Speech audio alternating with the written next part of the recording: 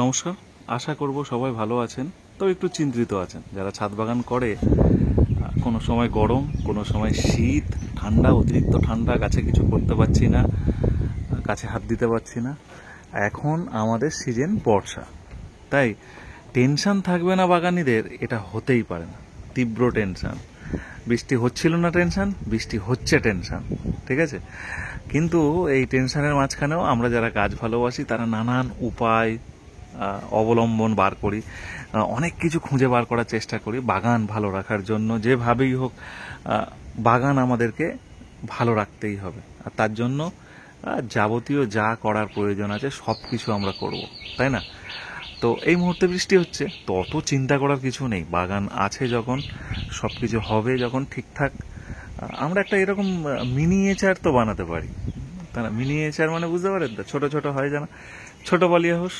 এই যে মিনিয়েচার পলি হাউস বর্ষার জন্য, তো এটা কিন্তু ভীষণ একটা উপকারে লাগবে কাজে। কি উপকারে লাগবে? হঠাৎ কেন এরকম বলছে সমর? এর আগে বলতো ছাদে একটা বড় করে পলি হাউস বানান, এই যে এরকম। এখন আবার বলছে মিনিয়েচার। দেখুন, অনেকের বাড়িতে না এই প্লাস্টিক টাঙানোর ব্যবস্থা নেই, জায়গা নেই, কি করবে সে তো চিন্তাগ্রস্ত না। আমরা বলে দিয়েছি যখন, তার মাথায় ঘুরছে পলি হাউস। তো দেখুন, যে গাছগুলো সমস্যা করবে, ধরুন আমাদের বাইরে প্রচুর অ্যাডেনিয়াম আছে, প্রচুর টগর গাছ আছে, জবা গাছ আছে, বিভিন্ন সব গাছ আছে, ঠিক আছে, সব যাবতীয় সব গাছ আছে। যে গাছটা প্রবলেম করবে, ধরুন এই গাছটা অতিরিক্ত জল পেলে এর পাতাগুলো হলুদ হলুদ হয়ে যাচ্ছে, কিংবা এই গাছটা একটু পাতায় ফাঙ্গাল প্রবলেম আছে, তো এইরকম।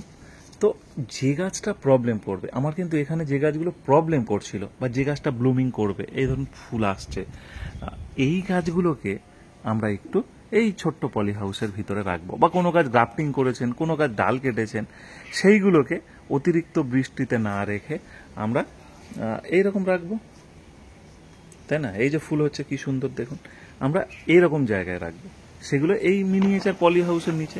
এই যে পলি প্লাস্টিকটাও খুব ভালো, এই প্লাস্টিক কিনে নেবেন, বা এখন এই মুহূর্তে বাড়ির কাছে যে হার্ডওয়্যার দোকানে যে প্লাস্টিক পাওয়া যাচ্ছে, ছুটতে গিয়ে নিয়ে চলে আসুন, এনে এরকমভাবে দেওয়ালের এক সাইডে বা ছাদের দুটো তিনটে কোনো রকমভাবে ব্যবস্থা করে এইরকমভাবে টাঙিয়ে রাখুন।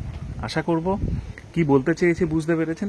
তবে সব গাছকে টেনে টেনে ঢোকাবেন না, বা ঢোকানোর প্রয়োজন নেই। এই ধরুন আমার এই গাছটা ফাঙ্গাস লাগছে, এই যে বুঝতে পারছি, আমি তো ফাঙ্গিসাইড করব বাইরে রেখে, তার থেকে ভিতরে রাখলাম, শেডে রাখলাম, রেখে এইবারে আমি ফাঙ্গিসাইড করব।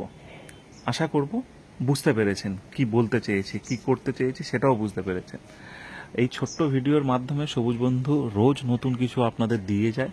আপনারাও সবুজ বন্ধু দেখেন, ফলো করেন, ভালোবাসেন। তাহলে আজকে এখানেই ভিডিওটা শেষ করি, আবার নতুন ভিডিও আসছে আগামীকাল।